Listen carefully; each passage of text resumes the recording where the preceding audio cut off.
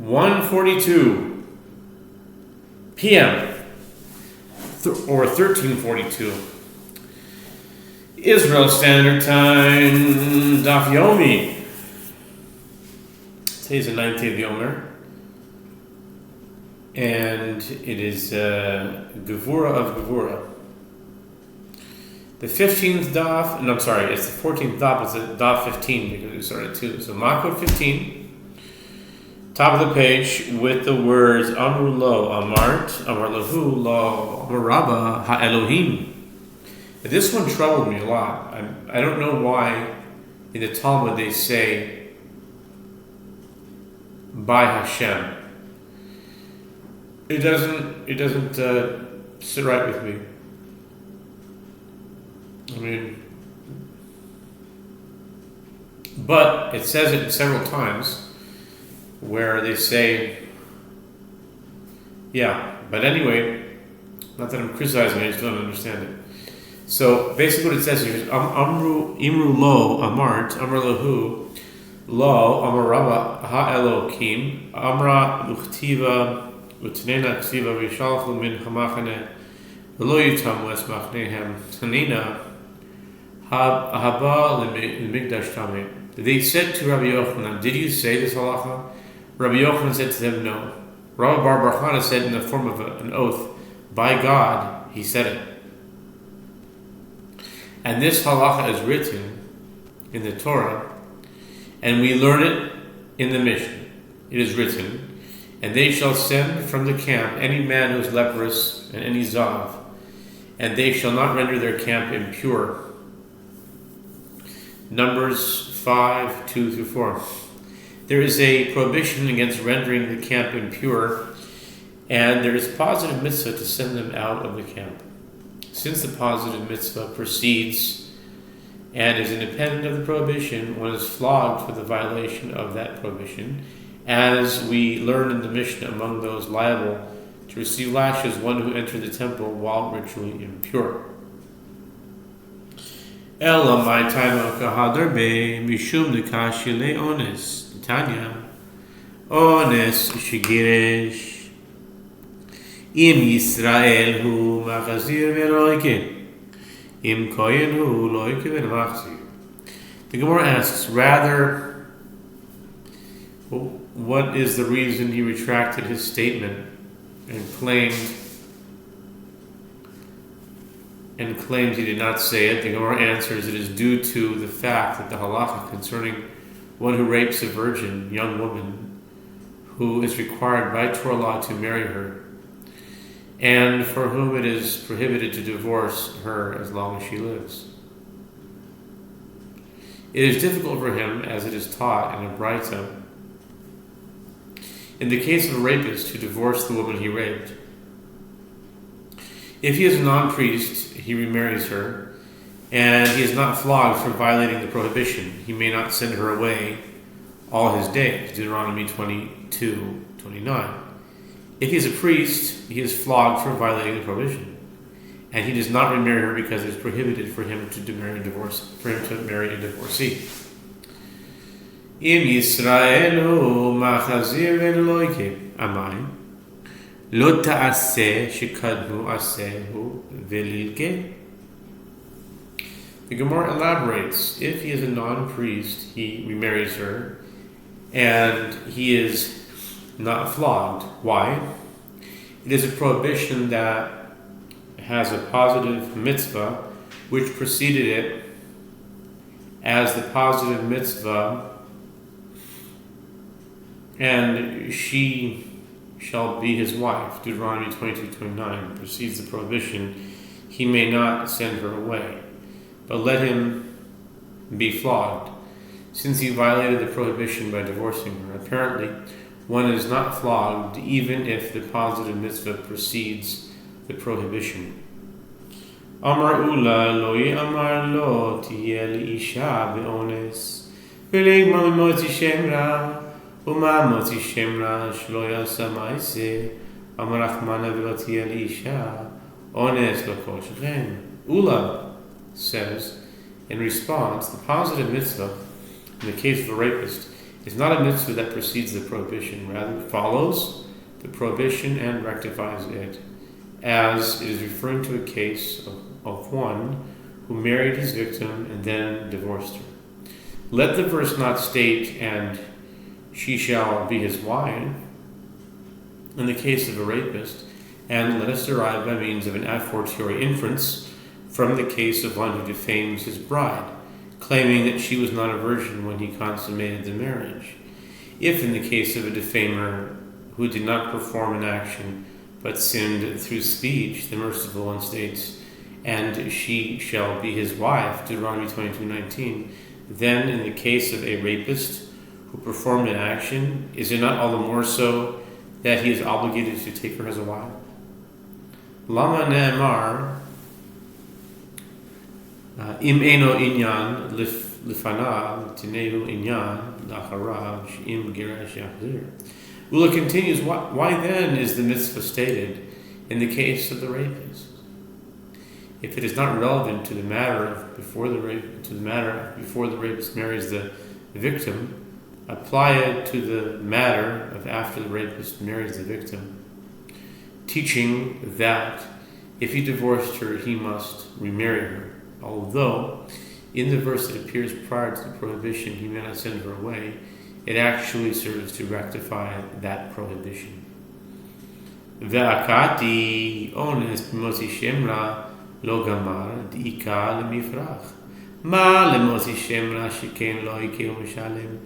The Gemara asks, but still this affords no proof, as one cannot derive the case of a rapist from the case of a defamer, as the a fortiori inference can be refuted. What is notable about the case of a defamer, which is more stringent than the case of a rapist? It is notable in that he is flogged and is liable to pay retribution, which is contrary to the principle that in general two punishments are not administered for one transgression.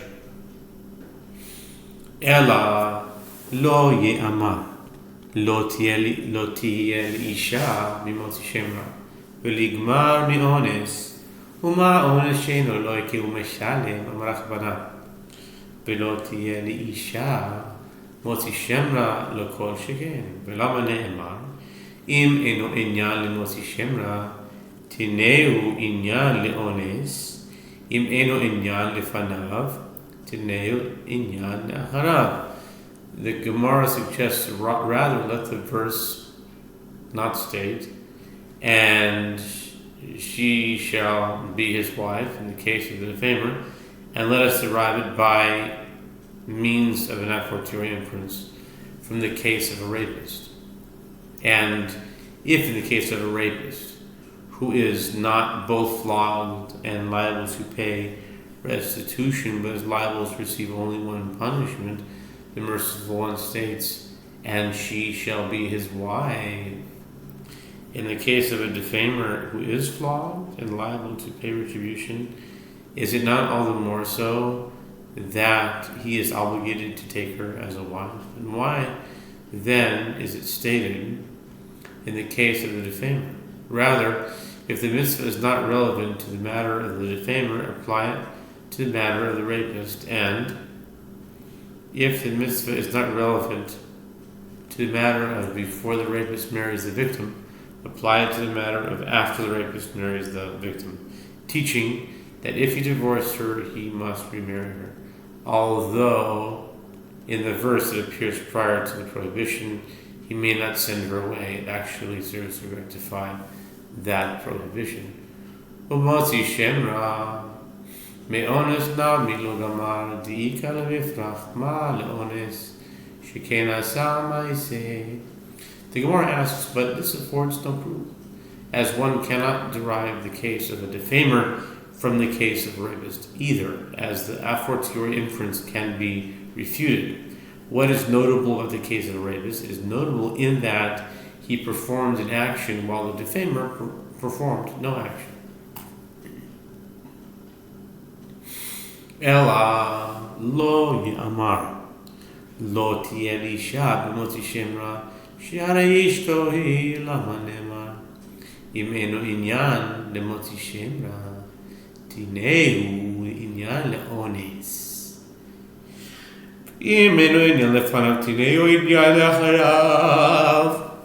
Gemara suggests, rather, let the verse not state and she shall be his wife in the case of the defamer, because the expression is redundant, as she is already his wife. It would have been sufficient for the verse to state that it is prohibited for him to send her away. Why then is it stated in the case of the defamer? Rather, if the mitzvah is not relevant to the matter of the defamer, apply it to the matter of the rapist.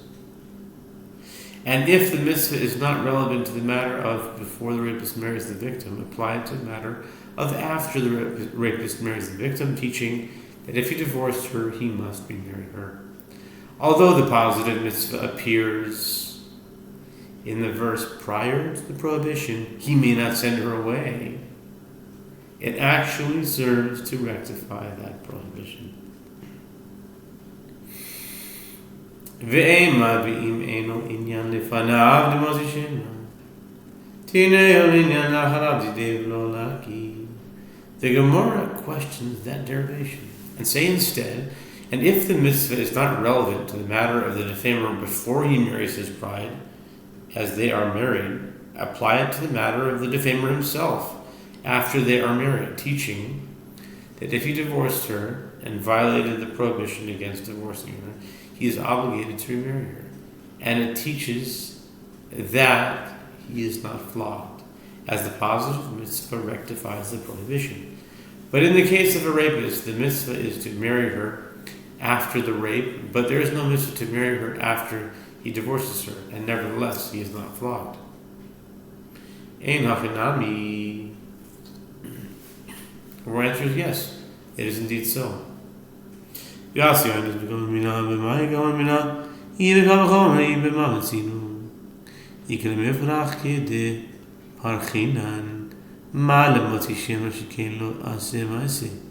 The one answer is yes, it is indeed so. The halakha is derived with regard to the defamer himself, teaching that if he divorces his bride, he is obligated to remarry her. And the case of the rapist comes and is derived from the case of the defamer, and the same halakha applies there as well. The Gemara asks, with what derivation is the case of the rapist derived from the case of the defamer? If it is by means of an a fortiori inference, or if it is by means of the inductive hermeneutical principle, what do we find? Those derivations can be refuted as we refuted the derivations earlier in the Gemara. What is notable about the case of a defamer? It is notable in that he did not perform an action. And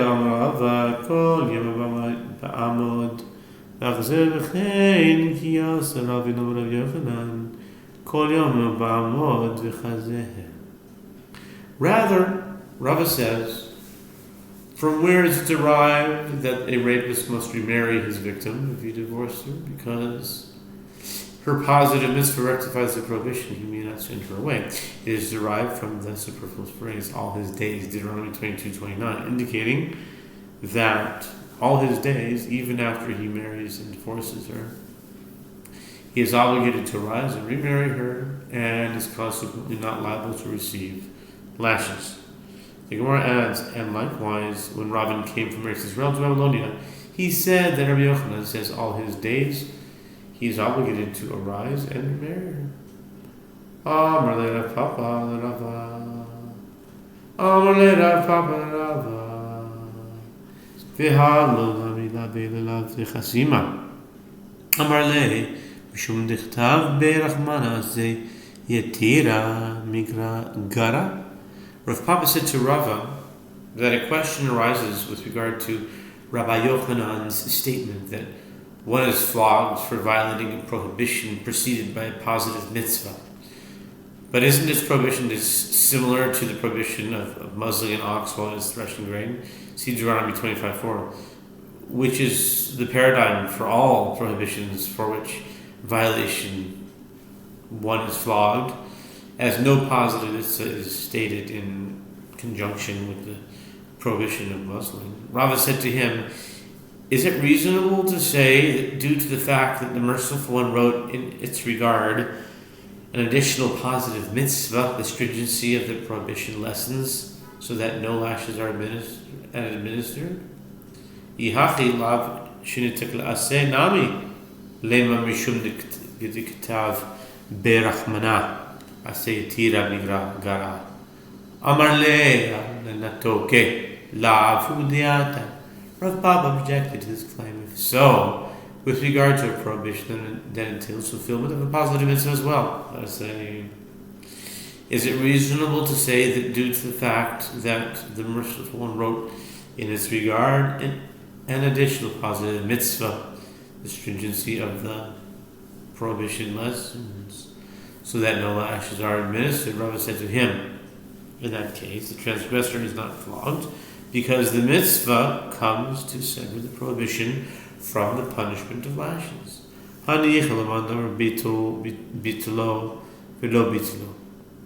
Gemara returns to the statement of Rava, who said, with regard to the rapist, all his days he is obligated to arise and remarry her, and that is why he is not flogged for violating the prohibition. He may not send her away, it asks.